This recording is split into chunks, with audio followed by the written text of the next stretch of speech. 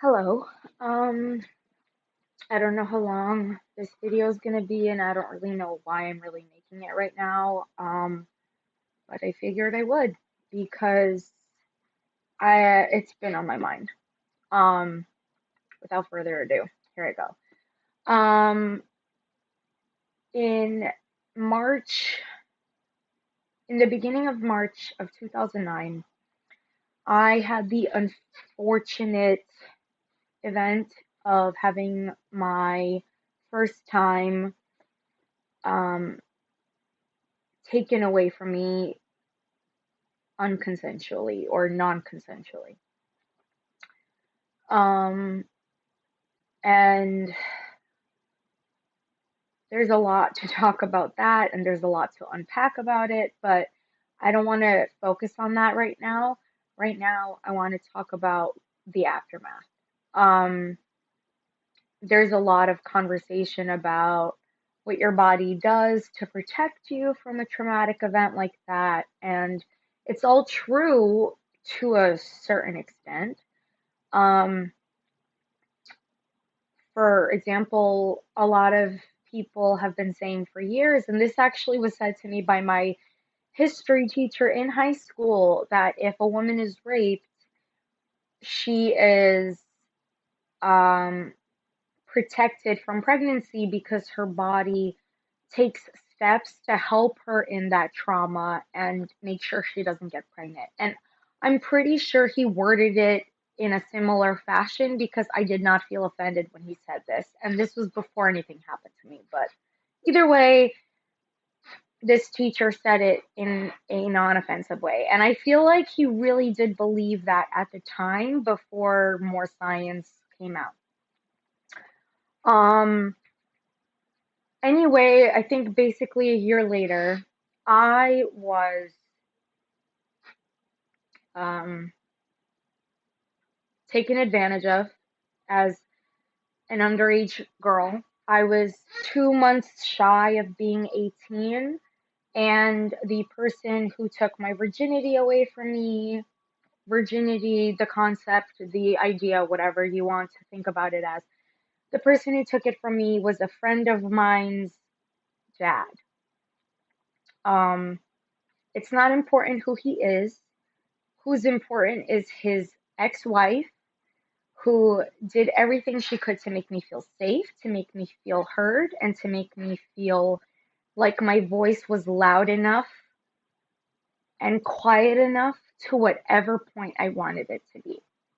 And she also just made me feel super safe and said, listen, whatever you want to do, let me know. If something happens because of this, let me know.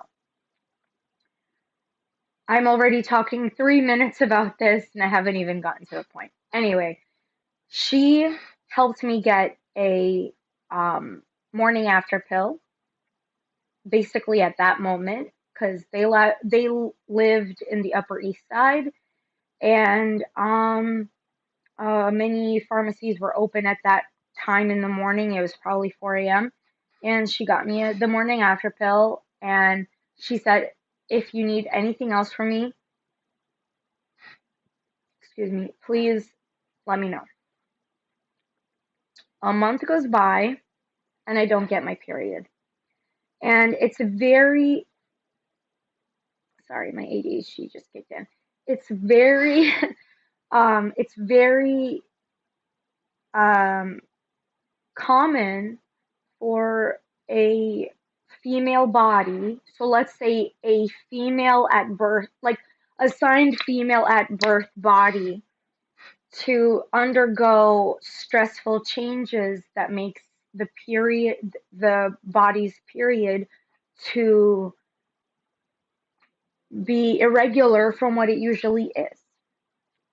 And I wasn't getting my period, but I was going through heavy cramps, just heavy, heavy, heavy.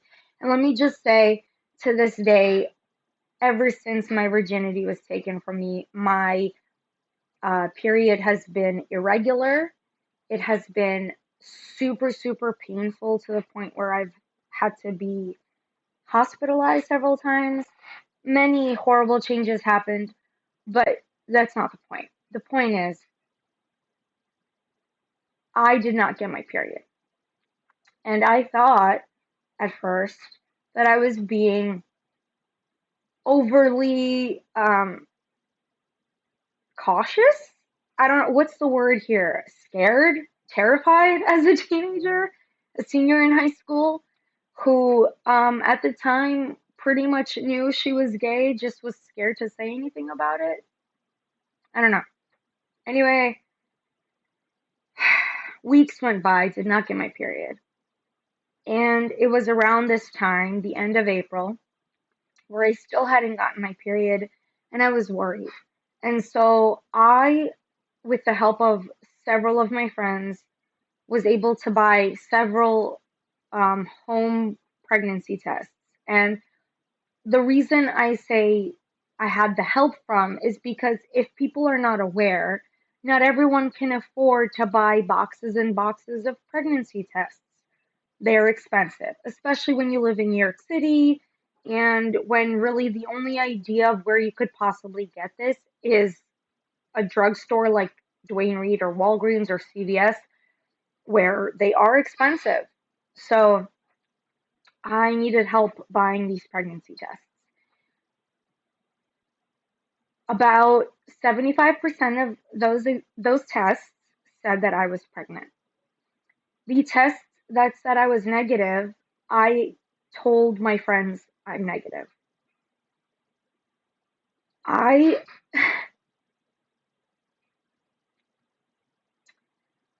I called that woman who had been supportive to me, for me, towards me, um, the woman whose ex-husband raped me. I had called her and I told her, listen, I'm pregnant. I haven't had sex with anyone. Your husband is the only one that has ever done anything to me or I've only been with your husband.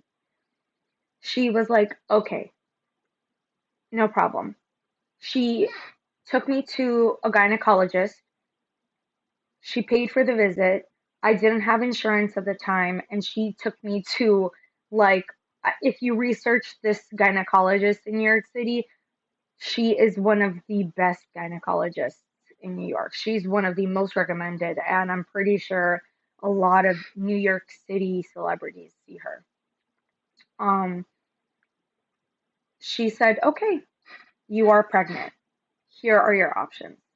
And um, this woman, the ex-wife of my rapist, she told me, I don't have to be in there with you, but I will be there if you need me.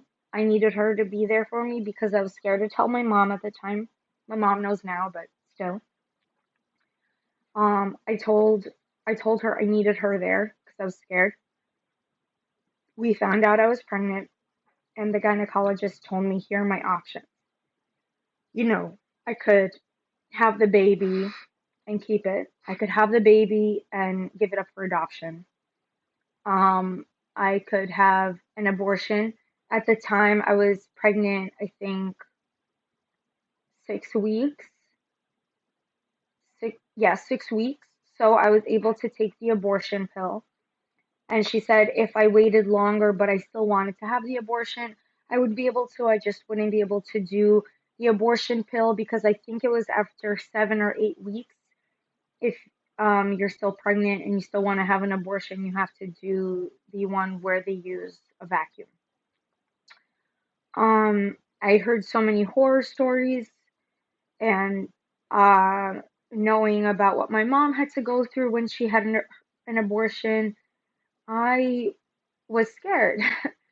Um, but I didn't want to have the child. It would have reminded me of my first time and my rape. And I I wasn't ready. I didn't even know if I wanted to be a mom. So I went ahead and I got the abortion pill. At first, it seemed like it worked. I had heavy cramps And when I say heavy cramps, like they were heavier than anything. I felt like the life was taken out of me, and I really don't mean to take that out of context. Um, and then I went to back to the gynecologist with that woman who was paying for it. And they said even though most of it came out, there was still some of the egg that was left inside of me. So they had to do the whole DNC and they had to make sure that the egg was completely taken out. So I still technically, in a sort of way, had to undergo a vacuum abortion. I'm going to call it a vacuum abortion, but that's not what it's called. I'm not going to research this. I'm just going to say it the way I remember it. But anyway, they had to go ahead and take it out the way they could at that time. And this is now, if you think about it, April 2009, so about 11 years ago. Everything seemed fine. I was okay. But now my period, oh, and after this, I was definitely not pregnant anymore.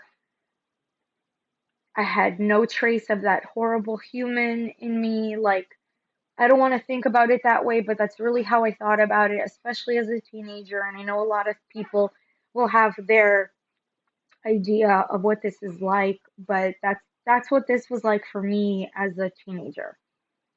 And so whatever, so I was definitely not pregnant anymore, but my period had become irregular. Um my period had become so painful to the point that I've had to become hospitalized and get ketorolac injections. And I know that you only get a 5 max, so I'm already 2 down. I only have 3 more. Um yes, my period was irregular. It was very painful. It was very heavy. Sometimes it was very light. It was very bad up until the last few years, where it's become more regular, which is thank you. But it's taken a while to get here. And um, I just started thinking about it because several years ago, when I was in college, I was in pharmacy school, and I'm not a pharmacist right now, and so please don't ask me questions. But I was in pharmacy school and I have my doctorate, blah, blah, blah. I was in pharmacy school, and I think it was the first year of pharmacy school, so I was 21, 2012, 2013. So it was about 4 years after everything happened. I found out I couldn't have kids, and um, my gynecologist at that time told me uh, it was most likely due to um, the failure of the abortion pill and then the subsequent abortion that I had to go through. And I turned 29 in a few weeks, and I don't have a partner. And I honestly, in my mind, I really don't think about like having kids. I don't really want to. But I just saw a really heartbreaking video of a lesbian couple, a really well-known one on YouTube, that underwent a miscarriage. Um, and it really, really upset me because now thinking back, I think like a part of me maybe would tell teenage me, don't do it. And I know that's horrible to think because, you know, people have abortions for many reasons. I feel like I had a really great reason to do it. I was very traumatized and I did not want to have a child from someone who was a rapist, from someone who possibly could have carried on that gene of being so either sociopathic or psychotic to the point where they are willing to rape an underage girl. But I also feel very sympathetic in a way where maybe if I just had the child and gave it up for adoption or whatever I decided, like if I did that, then maybe I would be able to have a child now, and my percentage of having a child is really low. Um, and that really upsets me as a human. I think I'm just gonna leave this unedited and I'm gonna upload it. And I'm gonna see if there's some kind of response to this because I don't know what else to do. I feel really, really bad for this couple that I don't know personally, but I've been watching them on YouTube since before they got YouTube famous, and I just feel so sorry for them because they're almost always joking, and this was the first time I saw them not joking on camera, and I I feel I feel so bad for them that they can't have a baby or like I'm not saying this. I don't want to put this into the universe. It's not that they can't have a baby, it's just that this time it didn't work for them, and I'm very, very sorry for it. I just, I don't know, maybe in a few years, I'm gonna feel totally different about this, and I'm not gonna be able to just go to a sperm bank and get a donation. Like, I'm gonna have to go through IVF and possibly adoption to have a child, and it just makes me think about all this stuff. And I felt like maybe I should tell my story. And if people want me to go into depth, I could. I've gone through immense therapy. It's not a traumatic experience for me anymore, and I'm more than willing to share.